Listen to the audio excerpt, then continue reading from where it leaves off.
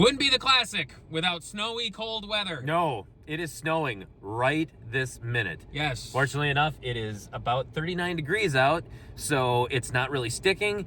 But as a result, a lot of moisture in the air, so the snowflakes are freaking huge. A lot of moisture in the air and in these pants. These nuts! These nuts! You are ridiculous. Yes, it is the 2023 Midwest Gaming Classic. That's right. Back at its usual time in spring. It is officially the first day of April. So they started on March 31st, but April 1st is when their show floor opens up. So we are going on the 1st. So just kind of crazy that it's already here again.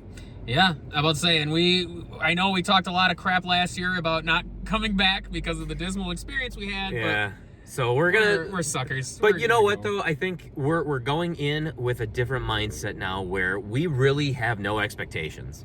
We are just looking to see what they have, how the prices are this year. But I think that both me and Andy, we're just looking for odds and ends stuff. We're not really looking for, like, that key big ticket item this year. So I don't think we can be let down one way or the other. No, and that's kind of the thing. It's like, since our collections are pretty much resolved, I guess. Yeah. Like, we're looking for things that are not necessarily expensive. They're not top shelf, but they're still probably pretty pricey. I'm looking for just, for like middle tier games, like $50, $60 games. But most importantly, though, I'm looking for games that are historically bad because I want to play them and I want to just, I don't know. It's just now it's like my latest fascination. That's your new fetish. Yes. Bad games. I want to play like the worst game ever. Why, Lord? Yes, I'm not looking for a whole lot. Maybe Echo Knight Beyond for the PS1, PS2. Yep. Other than that, the usual strategy guides if I find them. Mm-hmm. Otherwise, we're just gonna see what comes up. I'm looking for a few like PlayStation 1 games, PlayStation 2 games, but I would say the biggest item that I'm looking for is Layers of Fear for the PS4, which not a terribly expensive game. It is over $100, but it's not terribly expensive. So yeah, we'll see what happens and where the Classic takes us this year. Hagani, maybe I'll look for Hagani. Yeah. Because I brought it up for that. We missed the boat on that one. We missed the boat. maybe EVO for the Super Nintendo. Yep. Some of those bigger titles. The Search for Eden. Yeah. Mm-hmm. I've heard that one's very, very good. That was an Enix title, if I'm not mistaken, or a Square. I'm pretty sure it was, remember. Pretty sure. Well, we'll see what happens, so we'll see you guys in there.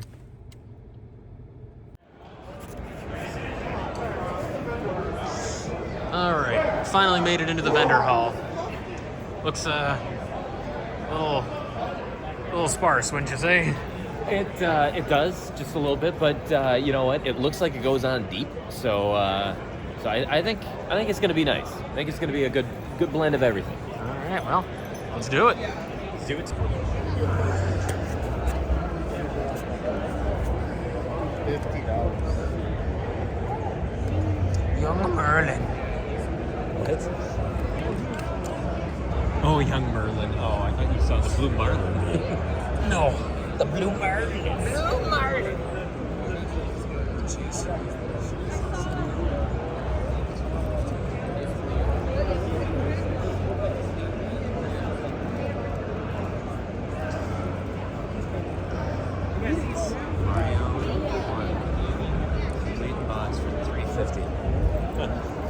Just like pro wrestling. Oh, pro wrestling is 160. Okay.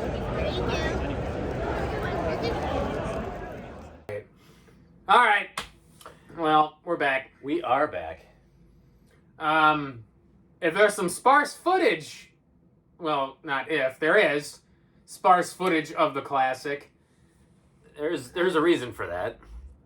Yeah. Mostly because my body gave out on me. No, well, it was that, but this year, I would say more so than any other year, we actually had quite a bit of trouble actually getting to the tables. Yeah. To actually look at stuff. So I think maybe it's because everybody, there was a lot of people at the Classic. Yeah. This year, probably more so than in many years past. So it was kind of like a battle to try to actually get in and see like at the tables and what they had to offer. Yeah, it sure seemed like the tables weren't quite set up very Yeah. well for traffic flow. No. And I don't know, maybe Paul and I kind of talked about this on the way home, but it's like maybe we're just getting too old for conventions. Like we just don't have quite the patience that we used to do these things. Like Maybe, I don't know. Maybe it's, but I think actually, Andy kind of touched on it too at the like on the way back, but in Classics Past too, is that we are at a point in our collecting lives that we just like we have just about everything that we've been looking for. Yeah. And so we go there not with any kind of agenda. We're just looking for odds and ends stuff, or we're looking for games that aren't necessarily common, but they're not necessarily hard to find either.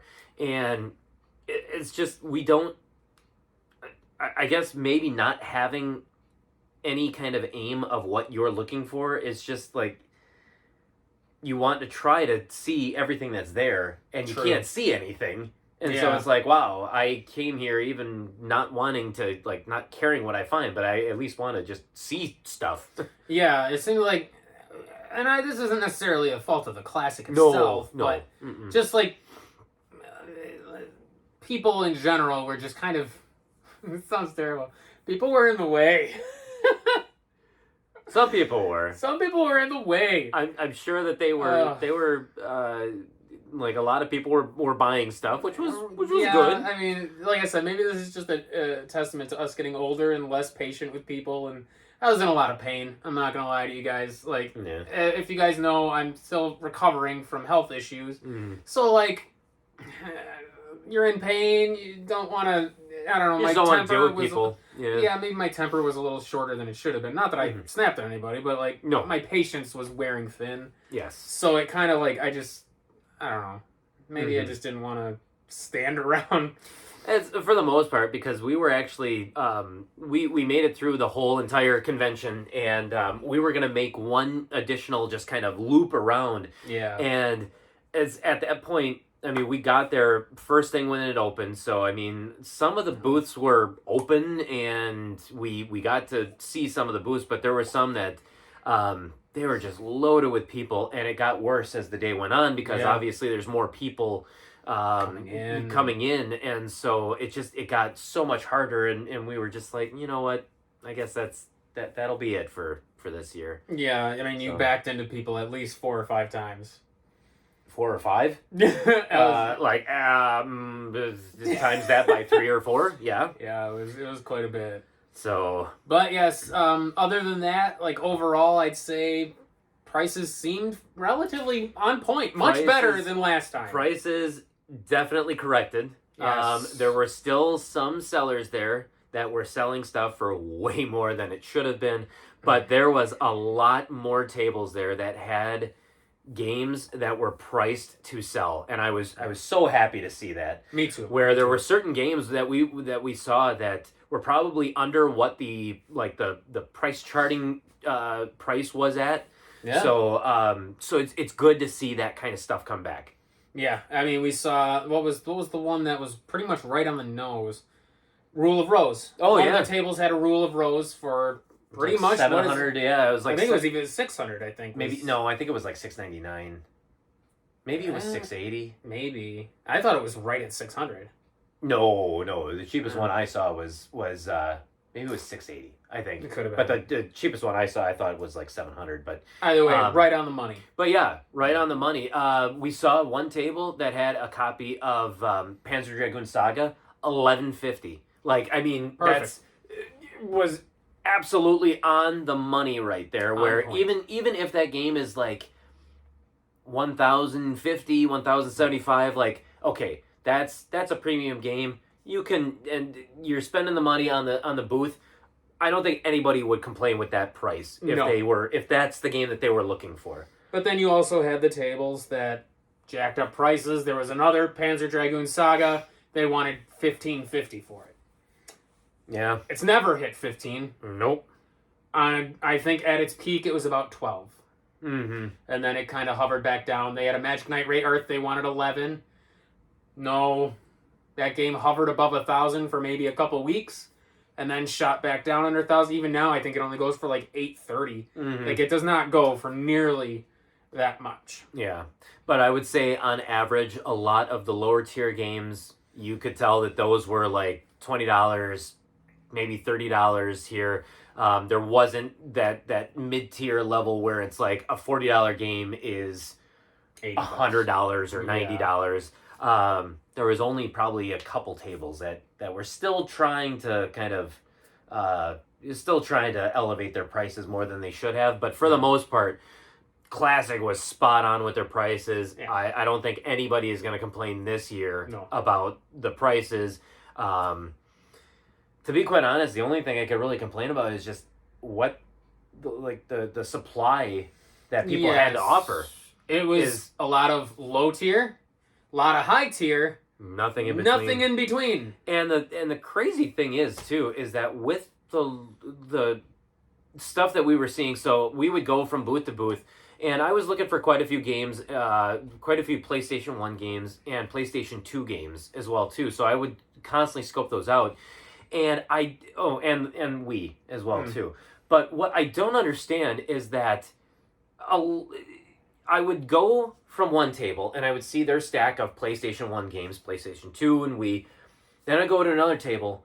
It was almost as if they had the exact same PlayStation 1 games and PlayStation 2 exact same stock. It was almost the exact same stock. It's like nobody had those games that just kind of like that jumped out, or like, oh wow, I can't believe you have this one. Or I remember one game that I got at a previous Midwest Gaming Classic was X-Files, Resist or Serve. Yeah. And I was super happy finding that one. This year, not a single copy. Not in a case, not in anything. Not in the regular stacks of stuff. So it's just, it's weird going from table to table, and certain games that you think that you should find or that shouldn't be difficult to find, like Suffering, Ties That Bind. It's not a rare game. It's just not rare. And nobody had it. I mean, I was looking for one in particular for the GameCube. PN03, Project Number 3. It's a Capcom game. It's kind of like a pre-Bayonetta. Mm-hmm. We found 2 copies. I literally missed the first one by a matter of 1 minute. Yep. I saw it. Yep. I said, is this the one I'm looking for? I left the table to look up a video on YouTube to make sure it was the one I was looking for. The price was perfect. I think it was going for about $55 to $56. They had it priced at the table for $50. Yep. Which the condition reflected that. Mm-hmm. Perfect. Spot on. You're a good seller. I went back. Already gone. It was literally the matter of a minute. It literally was. We made our lap. There was one at another table. I said, oh, fuck yes. Found it. $95. $95. Almost double. Fuck you. Fuck you. Fuck you. And there was only the 2 copies there. And GameCube in general was very sparse. It was very, very sparse. And the GameCube that was there was all the same shit. Mm-hmm. I don't think I saw a single You're blanking on it. Skies of Arcadia? Well, yeah, no, Skies of Arcadia. Skies of Arcadia. Yeah. It was called something else. Tales of Symphonia? No, I thought... Man, fuck it. There was a Skies of Arcadia. I don't think I saw one there. Yeah, no, there wasn't. There wasn't one there. Yeah, I'm trying to think. I mean, it's just... It was amazing how few games there actually were. Like not quantity wise, because there was a lot of sellers there with video games, a lot of that. But it just seemed like there was a lot of duplicate product from booth to booth, and so it was weird to not see as big of a variety of the games. Yeah, which again is maybe it's because we're at that point in our collections where it's like we have all that shit. Yeah, it's like I'm not looking for Nintendo games, I'm not looking for Game Boy games, like. So, but the games that I knew that I was looking for, I was so surprised, because in years past, I can't say that that's never happened before, because obviously it seems like there's always some kind of scenario where years and years ago, I remember not being able to find a copy of Deadly Premonition anywhere for the PS3. Yeah. Then I couldn't find a copy of Nightmare Creatures for the PlayStation 1. Yep, Found a couple that. copies of Nightmare Creatures 2, which is much rarer than the first one. Yeah. But couldn't find Nightmare Creatures 1. Then I remember going to another classic where I was looking for a game as common as Donkey Kong Tropical Freeze for the Wii U. And of course, did not find a single copy there. I think I found one at this one. Yeah. So it's just one of those things where it's like I understand that like you're gonna go to the classic, you're gonna be looking for games, and sometimes you're just not gonna find them, and that's fine. Yeah. But it's just there was so many games that I was looking for that I just could not find. You just struck out. It was like Suffering, Ties That Bind, Trag for the PlayStation 1, Dracula, The Last Sanctuary, Layers of Fear. Layers of Fear. There wasn't a single copy, which I sort of prepped myself for. I sort of thought that was going to be the case. But at least there actually were tables that had limited run games and the... and those types of games. Like the physical releases of digital games. Yeah. There was quite a few tables that had that stuff kind of smattered in. That was neat to see, actually. I like that kind of stuff. But it was just it was surprising to not be able to find just so many different games that like, and I guess I wasn't expecting that. It was weird. Well, then you had those tables where like they had cases for games that weren't case worthy. No, it's almost like they were just trying to organize. Lure you in? No, or they were trying to organize using the case for their smaller games. But there was actually one table in general that I was kind of dumbfounded because they had cases and they had Game Boy games and they had like DS and 3DS games in there, but they were like strewn about and like facing every which way, and I'm like, this is really just what? Why would you buy this booth? Like, this looks like this should be at a flea market. Well, the one thing too that this is just a nitpicky thing for me, but like I don't like when games don't have prices on them. No, I don't like having to ask. Yeah. Because one, it wastes time.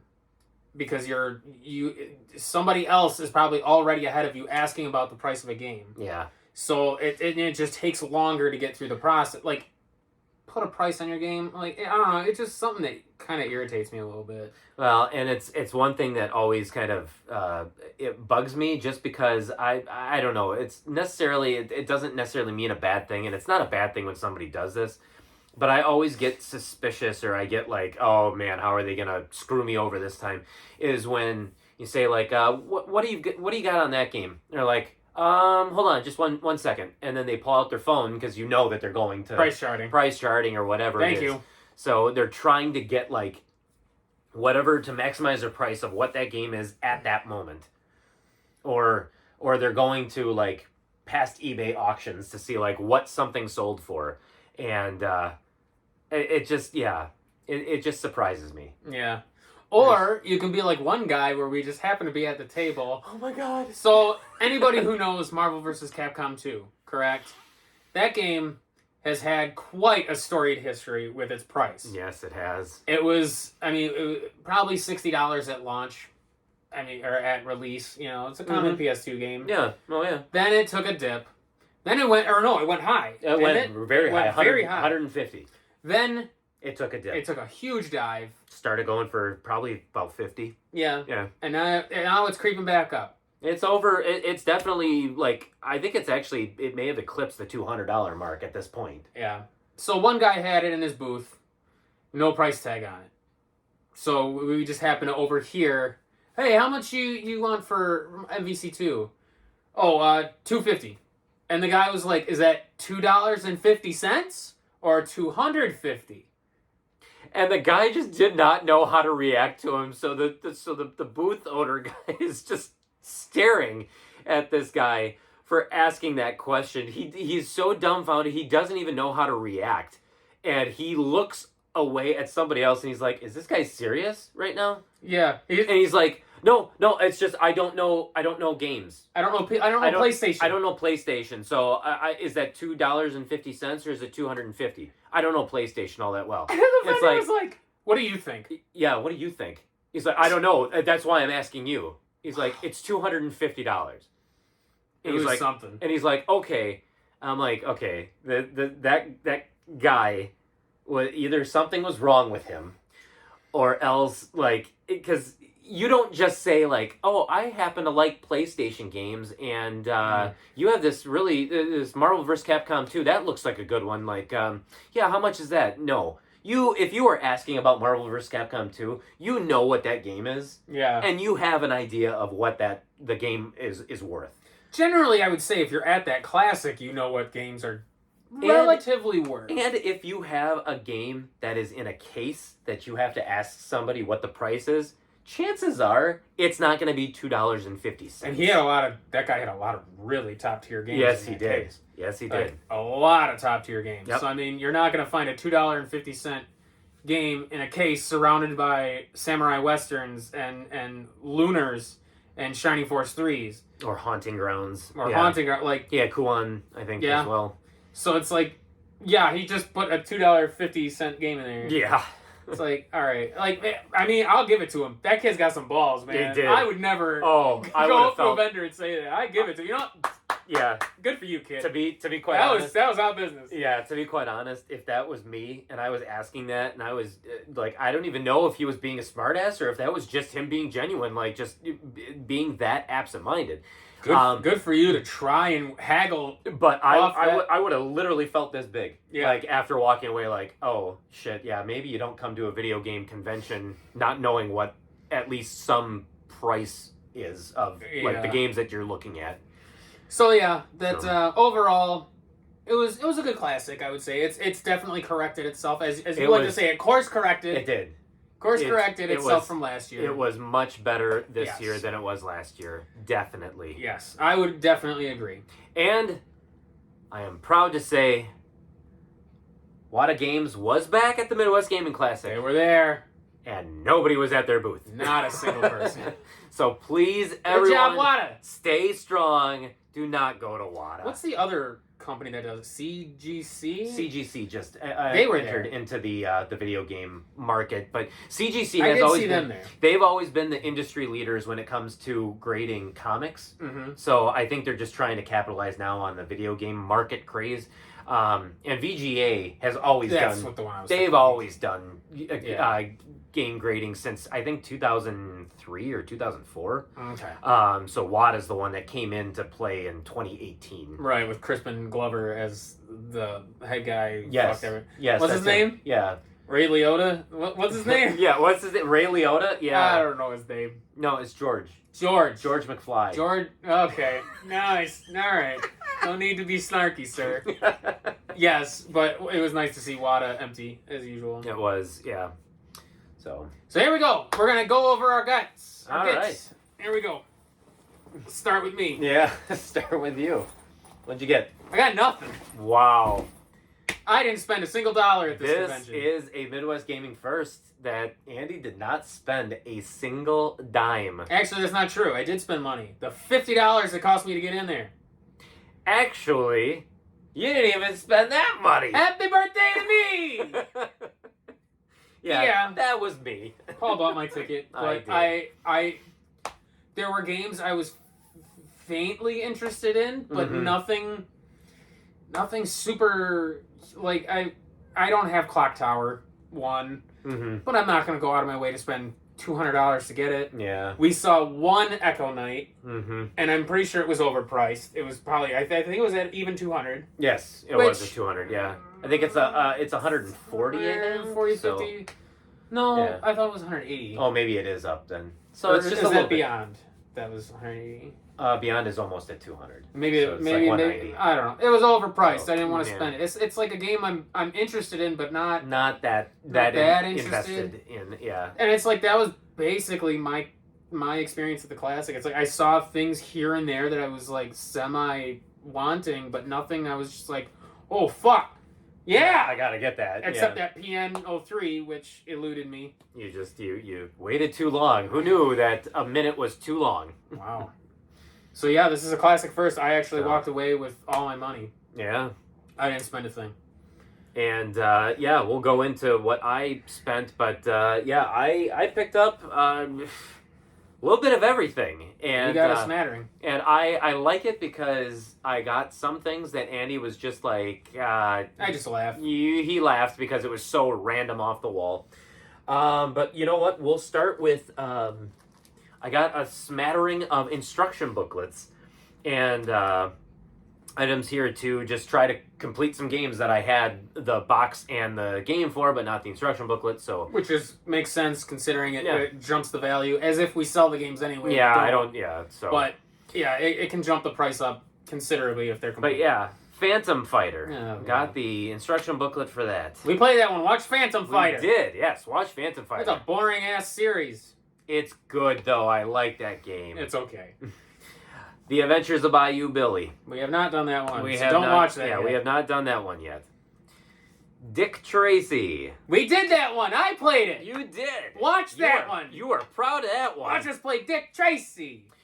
Jordan versus Bird. Oh, one-on-one. You don't have to watch this one. Watch Jordan versus Bird. You cheated because you were frickin' Larry Bird. Probably my favorite that we've ever... I think I've laughed the hardest at that, besides that, and Snoopy's Silly Sports Spectacular. Throw the boot. But Jordan versus Bird was one of my favorite verses. I did not have fun. I know you didn't. I didn't have fun either. I did not have fun. I didn't have fun playing the game. I had fun beating you. You had fun. Don't even get me started.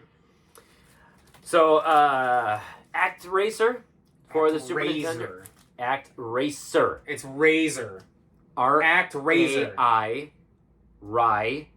S-E-R. Razor. Like raise from the dead. Or rise from your grave.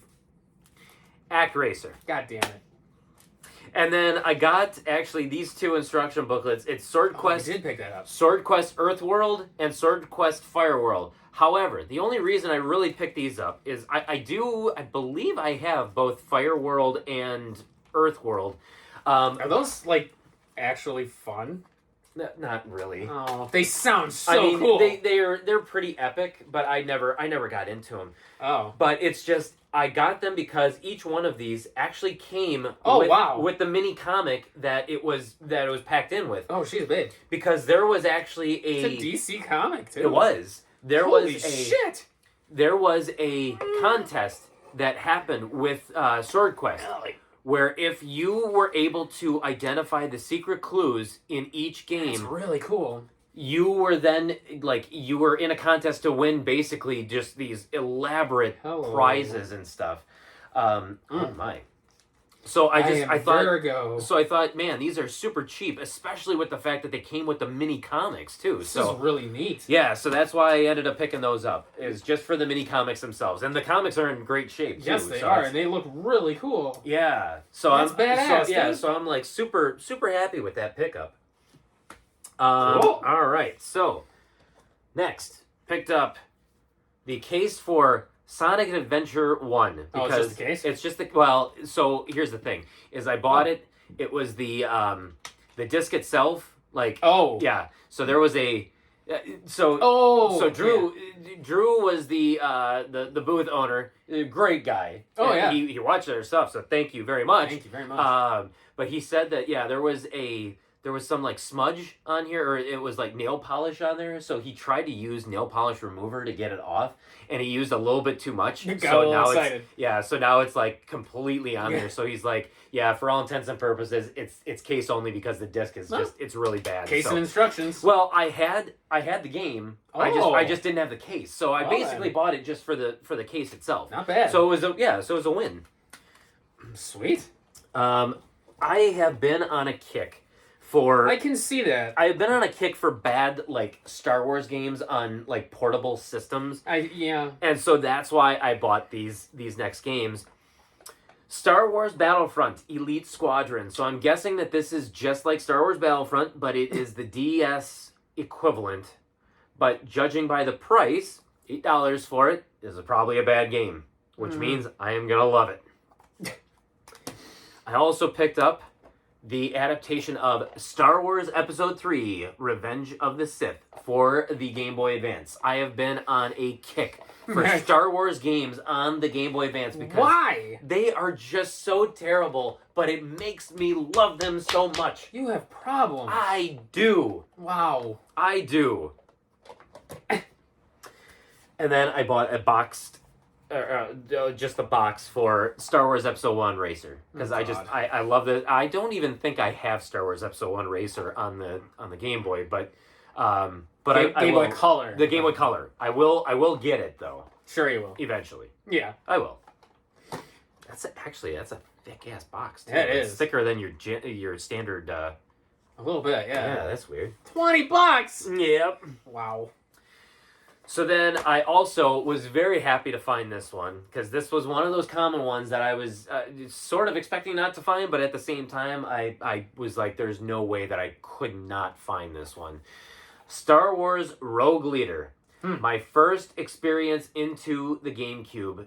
I remember babysitting kids, and they had a GameCube, and they had this game. And I would play it, and it's like, it was impressive. Really? I enjoyed it. I enjoyed it thoroughly. Rogue Leader, Rogue you're Squadron actually 2. You're an X-Wing, you're in the trenches of the Death Star right there, and you just make your runs, or they recreate the scene from Hoth where you're in the Rebel Snowspeeder, and you have to shoot the cable to fly around it and make a trip and stuff like that. So, I mean, it's just really features cool. the voice of Dennis Lawson, the original Wedge Antilles. Oh my gosh, Wow. I didn't know that. How cool. Actually, the game, graphically, still looks good. It looks beautiful. GameCube was such a cool system. Yeah, it really was. And then I also picked up for the PlayStation 2 Star Wars Episode 3 Revenge of the Sith for $4. Now, are you going to play the Game Boy version and then play this to see the difference? I am probably going to play the Game Boy version first, and then I will play the PlayStation version. Wow. Don't make fun of me. I would never... Yes, you would. Yeah. Yes, you would. It's amazing to me how much Star Wars you've gotten. So, yeah. So then, the last several items that I picked up were for PlayStation. So, first one I picked up, ODT, or die, escape or die trying. Oh, is that what it stands for? Yeah. Oh. And Andy made fun of me because I said that I think I looked up that this was like a Resident Evil clone, which is, I think, the reason why I wanted it, and I knew that it was cheap. And so he started laughing at me for wanting it, and Psygnosis did it? Really? Yeah, Psygnosis did. Wow. Yep. I didn't know that. It looks beautiful. It looks beautiful. Not really. I mean, it's looks PS1. The decent. It graphics, looks I'm sure, are decent. not great. So, and then this is one that I do not have. It's actually, I believe, the only Versus game in the series for the PlayStation that I didn't have. But I got Marvel Superheroes. I will not make fun of you for this one. No. This is a good one. This one, yes. This was the only one of the fighting, and this was before they got to the Versus series. So they had Marvel Superheroes, then Marvel Superhero and War of the Gems, and then they started X-Men versus Street Fighter, and then went into the Versus series. So, and I was happy with the price I paid for this one. So they were asking $70 for this one, and shortly, it's spot on price wise what I was looking for. Yeah. And we went to the next booth right after I got this one, and they had it for $90. Nice. And then I was starting to see it at like $100, and I'm like, all right, yeah, that's... There's nothing worse than buying something and then going to the next table and finding it cheaper. Yeah. You're like, yeah. But nothing better than buying something for like a certain amount, and then you start only seeing it more expensive. And that's in good shape, too. It's in pretty good shape. It's not like it was 70 for a reason. Yeah. Like, it was... That whole table was actually pretty spot on. Oh yeah, I liked, and that was I bought the Game Boy Advance version of Star Wars Episode 3 as well too. So yeah, their stuff was really nice. And then the last game I got was I don't know what this is. It's a PlayStation long box game, but I always remember seeing ads for this in magazines, which is why I was so like I wanted to try it just to play it, but. Skeleton Warriors. Never heard of it. I am pretty sure this is a fighting game. I think... Wait, fully rendered 3D characters and full motion video sequences. Oh my god. 100 vicious enemies await you in 20 savage levels. Never mind. 20 savage levels. It's not a fighting game. It is maybe a dungeon crawler? Oh my God, CD quality soundtrack by award-winning Tommy Tallarico. Motherfuck. Oh God. Tommy, what are you doing? Soar through an amazing 3D rendered world on a skybike with enemies swarming relentlessly above and below. Oh, it sounds horrid. It's not bad at all. Is it a side scroller? I have no idea. You can barely breathe, let alone fight in the face of the evil Baron Dark, trademark, and his skeleton legion as Prince Lightstar, trademark. You alone are the final defense against the terrifying skeletal brigade. Oh no. Oh no. So, but yeah, it's got, I think it's God, their long boxes complete. were so odd. Complete, and it's, yeah, the game's in there too. Let me see that disc. Oh, let's see that disc. This looks freaking pretty much unplayed. That's probably because nobody played it. Well, I am happy to say I will be the first. The box, yeah, wow. So, okay. yeah, the box is in pretty good shape too, so. Not terrible. So yeah, all in all the stuff that I got, I also got some comics too, but it's not video game related. So all in all, I spent about $250 for all that stuff. So I mean, when you think about all the games and the instruction booklets that I got for that price, it's not really terrible, but No. It's weird. How we used to go to these classics, bringing with us like $1,000 and questioning whether or not we had enough money, and now going to an ATM and withdrawing like a couple $100, and we still come home with like more than half of what we brought. I kind of struggled to find anything to buy. Yeah, Which clearly I didn't. well, that was one thing that I think this is the first year compared to years past that. I didn't see any strategy guides. The really. strategy guides.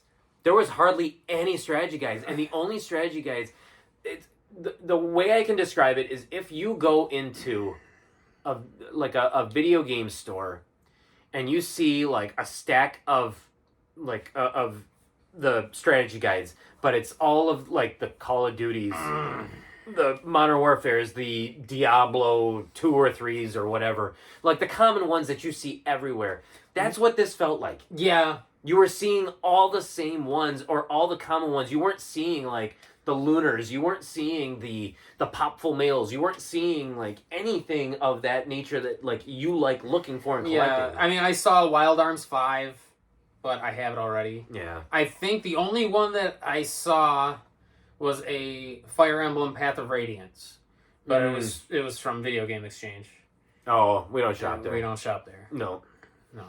But and even then, I don't think I have that. But it's I wasn't that excited because I didn't want to spend $45. Oh, which isn't that bad. I mean, I've spent more, but I don't know. For one like that, no, it's Yeah, like it, makes but sense. other than that, yeah, like nobody really had like a wealth of guides. Mm-hmm. It was like a handful here, a handful there, but nothing that was. And for some reason, this guy didn't want to pick up a Siphon Filter 3 strategy guide for $3. No, you don't have that one. $3. You don't have that one, do you? No, I don't have Siphon Filter 3. Son of a gun! I should have gotten it for you. I don't have to check the list for that. The Dawn of Mana, I had the what was the other one? You showed me the Lunar unofficial guide. Yes. I do have that. Oh, you do have that one. I do have that one. Okay. I have the official and the unofficial, Ah. and the Lunar Silver Star Harmony, the PSP remake of Lunar. Oh, nice. I have that one too. Wow. Yeah, game's been remade twice. Has it really? 3 times. You had the original Lunar for the Sega CD. Yeah. You had Lunar or Silver Star Story for the PS1 that came in the big thick box. Yep. You had Lunar for the GBA, which I beat. They made Lunar on the Game Boy Advance? The Game Boy Advance, yes. Which was a completely new battle system. Interesting. And then they made Silver Star Harmony for the PSP. Wow. That's crazy. Which is funny because the sequel, Eternal Blue, only got 2. The one for the Sega CD and then the one for the PS1.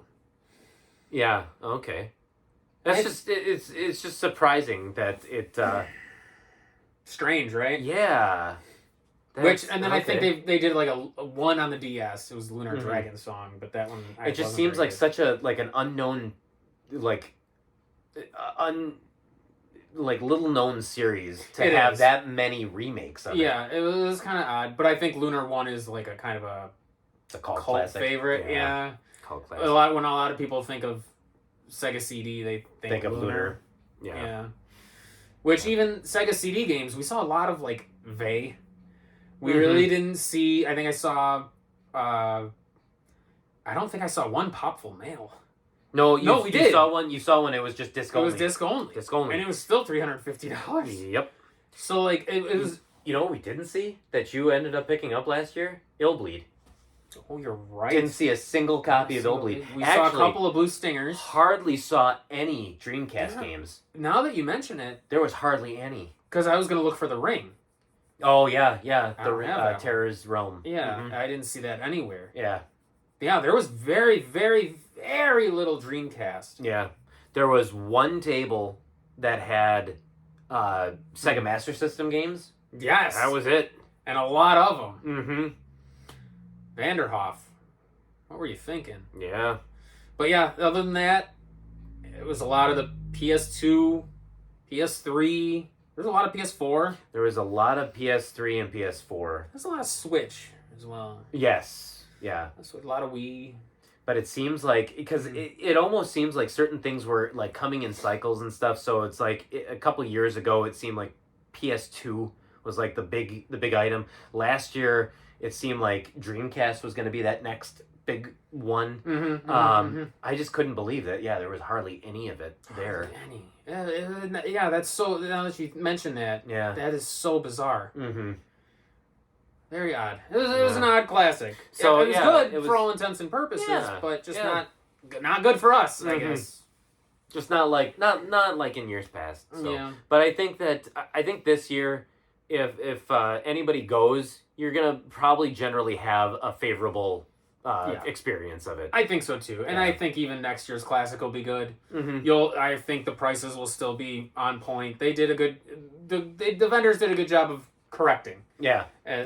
Compared to last year. Last year was rough. That was rough. And I think I've said this before, but it bears repeating though that you can't completely fault the vendors for marking up their prices, because that was just, they were caught up in the same whirlwind that everybody else was in.